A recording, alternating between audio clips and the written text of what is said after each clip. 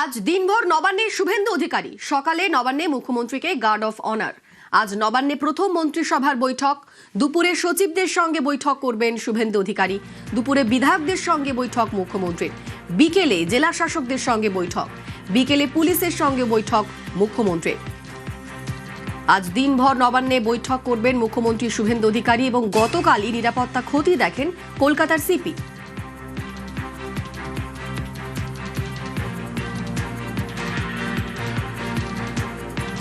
Nabanna security review করলাম আমরা। Security review যেটা আগে থেকে সিকিউরিটি হচ্ছিল ওই কি ব্যবস্থা ছিল, আরও যদি কিছু পরিবর্তন করতে হয় কি করতে হবে এইসব নিয়ে আলোচনা হবে।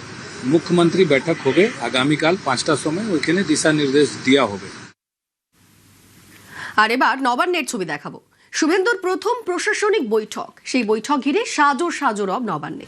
নয়া সরকারের প্রথম ক্যাবিনেট বৈঠকে সেজেছে সভাঘর। নবান্নে মুখ্যমন্ত্রী শুভেন্দু অধিকারীকে গার্ড অফ অনারের তোড়জোড়। আজ সারাদিন নবান্নে কর্মসূচি রয়েছে মুখ্যমন্ত্রী। আজ গার্ড অফ অনার দেওয়া হবে শুভেন্দু অধিকারীকে এবং তারপর প্রথম ক্যাবিনেট বৈঠক করবে বিজেপি সরকার। আমাদের সঙ্গে সেখান থেকে সরাসরি রয়েছেন প্রতিনিধি বিশ্বজিৎ। আজ সারাদিন নবান্নে দিনভর কর্মসূচি রয়েছে মুখ্যমন্ত্রীর। নবান্নে ঠিক কিরকম ছবি, কিরকম ভাবে সেজেছে?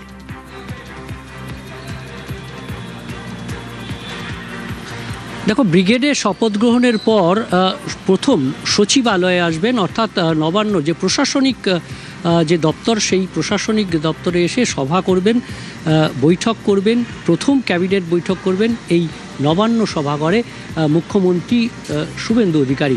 সেই জন্য সেজে উঠছে নবান্ন সভাঘর। নবান্ন সভাঘরের পাশেই আরও একটি হ্যাঙ্গার করা হয়েছে এবং এই নবান্ন সভাঘরে বৈঠক রয়েছে একের পর এক বৈঠক। প্রথমে ক্যাবিনেট বৈঠক, তারপর সাধারণ প্রশাসনের সঙ্গে বৈঠক, তারপর পুলিশ সুপারদের সঙ্গে বৈঠক, অর্থাৎ পরপর আজ দিনভর বৈঠক রয়েছে, গুরুত্বপূর্ণ সেই বৈঠক।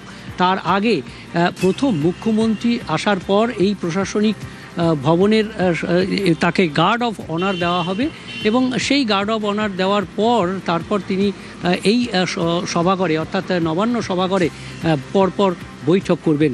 প্রথমে ক্যাবিনেট বৈঠক দিয়ে শুরু হবে এবং সেই কারণেই তৎপরতা তুঙ্গে। আমরা দেখছি নিরাপত্তা ব্যবস্থা যেমন জোরদার করা হয়েছে, তেমনি এই নবান্ন সভাঘরের আশেপাশের যে সমস্ত রাস্তা এখনো পর্যন্ত সেগুলো পরিষ্কার করা হয়েছে। নবান্নর সভাঘরের পাশেই বাস স্ট্যান্ড রয়েছে, সেখানেও যান চলাচল নিয়ন্ত্রণ করা হয়েছে, তবে অবাধভাবে কোনো ব্যারিকেড ছাড়াই। অর্থাৎ সেখানে এই মুহূর্তে তোড়জোড় চলছে। ধন্যবাদ তোমার।